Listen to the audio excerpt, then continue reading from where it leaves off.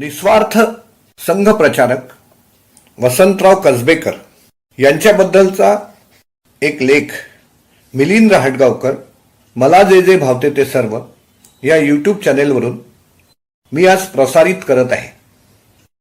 हा लेख आवडला तर या चॅनेलला सबस्क्राईब करा, लाईकचं बटन दाबा आणि शेअरचं बटन दाबून हा लेख इतरांपर्यंत पोहोचवा ही सप्रेम आणि आग्रही विनंती.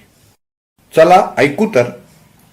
ज्येष्ठ पण आता दिवंगत झालेले संघ प्रचारक वसंतराव कसबेकर यांच्यावरचा एक लेख.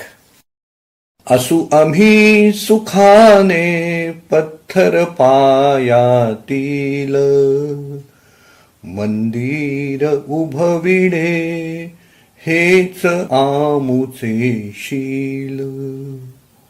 ही उक्ती अगदी तंतोतंत ज्यांना लागू होते ते संघ मंदिरातील पायातील पत्थर म्हणजे वसंतराव कसबेकर.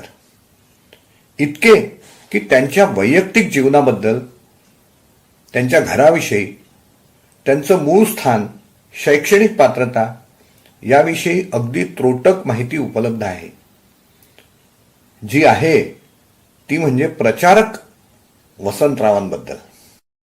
डॉक्टर हेडगेवारांच्या पावन सान्निध्यात किशोरवयीन वसंतराव आले आणि त्यांनी संघ कार्याला वाहून घेतलं.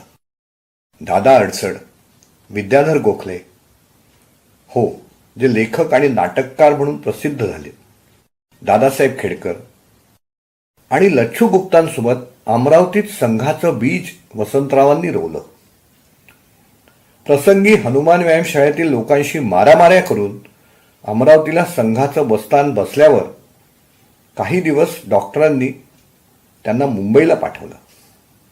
या महानगरात राहण्याच्या जागेची टंचाई होती, त्यामुळे अनेक महिने ते जिन्याखालील जागेत बस्तान टाकून राहिले आणि प्रसंगी चहापाव खाऊन दिवस काढले. पण मुंबईला ते अधिक राहिले नाही. विदर्भातील अकोल्याला त्यांची नेमणूक झाली.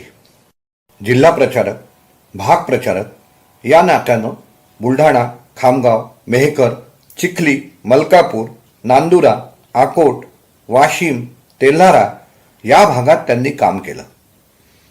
पश्चिम विदर्भाच्या संघ शाखांना भरभराटीचे दिवस आणण्यात त्यांचा सिंहाचा वाटा होता. अकोल्याला भाऊसाहेब गोडबोले हे एक सरकारी ठेकेदार होते. त्यांच्या शेतावरच गोडबोले प्लॉट ही वसाहत उभी आहे. त्यातील काही एकर जागा त्यांनी शंकरलाल खंडेलवाल या दानशूर व्यक्तींसाठी मागितली व तेथे खंडेलवाल विद्यालय ही शैक्षणिक संस्था उभारली. तसंच तेथे लक्ष्मण भवन हे संघाचं कार्यालय थाटलं. त्याचप्रमाणे अकोल्याच्या BR हायस्कूल या शाळेच्या स्थापनेमागे त्यांचीच प्रेरणा होती.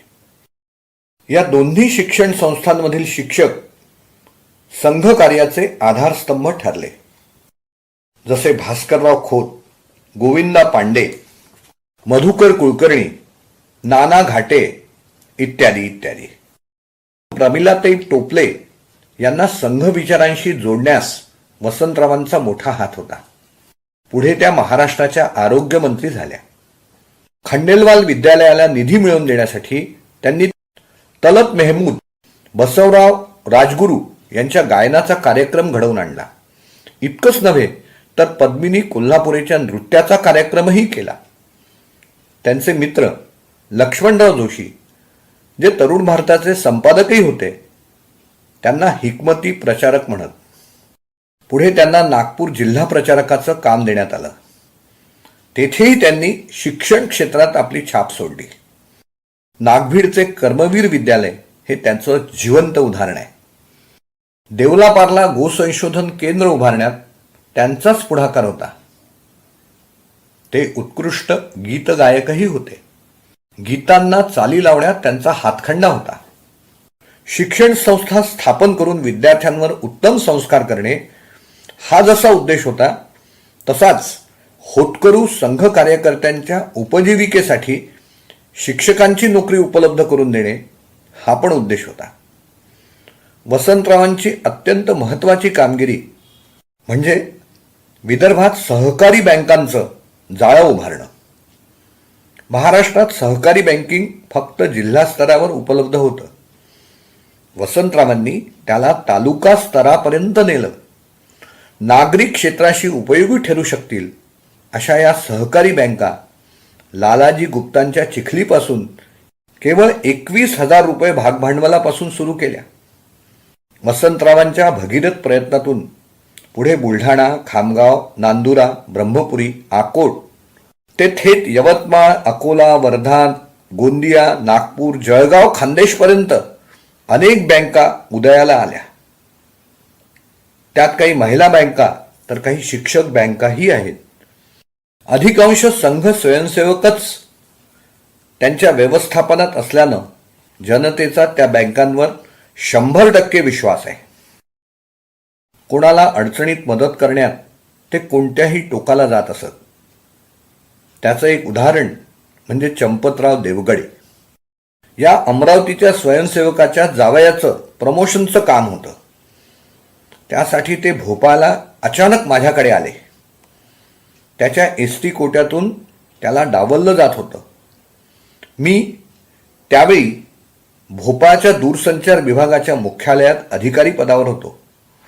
त्याचं पूर्ण प्रकरण तपासून त्याला न्याय देण्यात माझा सहभाग होता. अशा या प्रसिद्धी परांगमुख कार्यकर्त्याचा मुक्काम नागपुरातील महाल कार्यालयात असे. प्रकृती अस्वास्थामुळे त्यांचं काम थांबलं. वृद्धापकाळामुळे प्रकृती साथ देत नव्हती. महाल येथील संघाच्या मुख्यालयातच त्यांनी अंतिम श्वास घेतला. त्यांच्या इच्छेनुसार त्यांचा प्राण गेल्यावर ताबडतोब नेत्रदानही करण्यात आलं.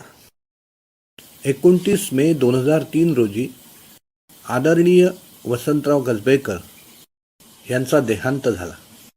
त्यांनी लिहून ठेवलेल्या इच्छापत्रानुसार त्यांचा देह लता मंगेशकर हॉस्पिटलला विद्यार्थ्यांच्या अभ्यासासाठी दान करण्यात आला. हे देहदान स्वीकारण्यासाठी लता मंगेशकर हॉस्पिटलचे तत्कालीन डीन स्वतः संघाच्या मुख्यालयात आले होते. आयुष्यभर प्रत्येक क्षणाला या समाजाच्या उन्नतीसाठी झटणाऱ्या वसंतरावांनी आपला देह देखील पुढील पिढीतल्या डॉक्टर्सच्या अभ्यासासाठी स्वतःहून दान केला. हे निश्चितच अनुकरणीय आहे. ओम शांती शांती शांती. वसंतराव कसबेकर हा लेख मधुसूदन कृष्णराव आलकरी यांनी लिहिलेला आहे. असू आम्ही सुखाने पत्थर पायातील या मधुसूदन कृष्णराव आलकरी यांच्या पुस्तकातूनच हा लेख साभार घेतलेला आहे. सरते शेवटी एक वैयक्तिक माहिती इथे सांगण्याचा मोह मला आवरत नाही आहे. माननीय वसंतराव कसबेकर भंडाऱ्याला जिल्हा प्रचारक असताना माझे वडील तिथे ड्रग इन्स्पेक्टर म्हणून कार्यरत होते.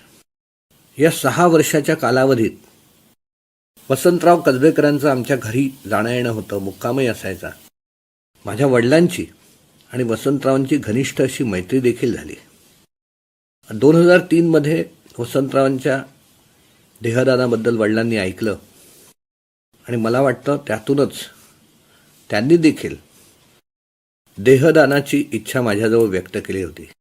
माझे वडील गेल्यानंतर माझी बहीण डॉक्टर शुभदा जोशी, आमचे जावई डॉक्टर सुनील जोशी हे आज आरोग्य भारतीचे राष्ट्रीय सचिव आहेत आणि माझी अर्धांगिनी डॉक्टर अंजली रहाटगावकर या सगळ्यांच्या सहमतीनं आम्ही गव्हर्नमेंट मेडिकल कॉलेजला माझ्या वडिलांचं देहदान केलं. माननीय वसंतरावांनी घालून दिलेल्या आदर्शाला समस्त समाजानं अंगीकारावं ही माझी प्रार्थना आहे. धन्यवाद.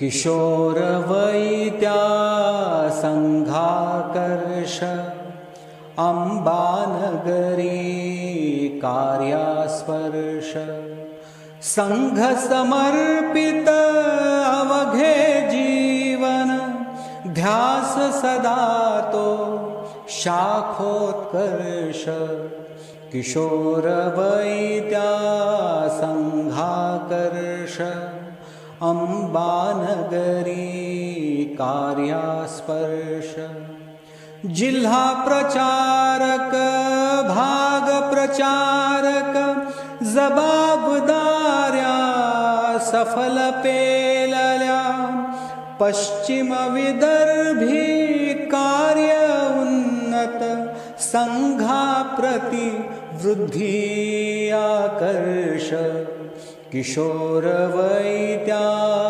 संघाकर्ष अंबानगरी कार्यास्पर्श विद्यार्थीयन शिक्षक जोडून पतसंस्थांचे जाळे विणले शाळा अन लक्ष्मण भवनाला झाला जणू परिसाचा स्पर्श किशोर वैद्या संघाकर्ष अंबानगरी कार्यास्पर्श गायन स्वर रचना कौशल्य कार्यकर्त्या सदा सहाय अंतिम श्वासातही होई त्या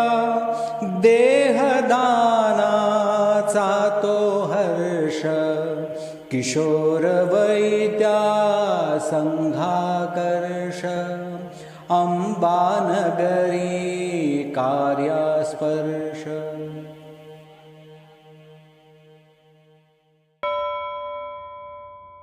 मिलिंद रहाटगावकर मला जे जे भावते ते सर्व या यूट्यूब चॅनलवरून प्रसिद्ध झालेला हा लेख सादरीकरण श्रद्धांजली गीत आपल्याला आवडलं असेल तर लाईकचं बटन दाबा, शेअरचं बटन दाबून हा लेख संघाच्या स्वयंसेवकांना, संघाच्या समर्थकांना आणि समाजातील संपूर्ण सज्जन शक्तीला आपण पाठवावा ही विनम्र विनंती करतो.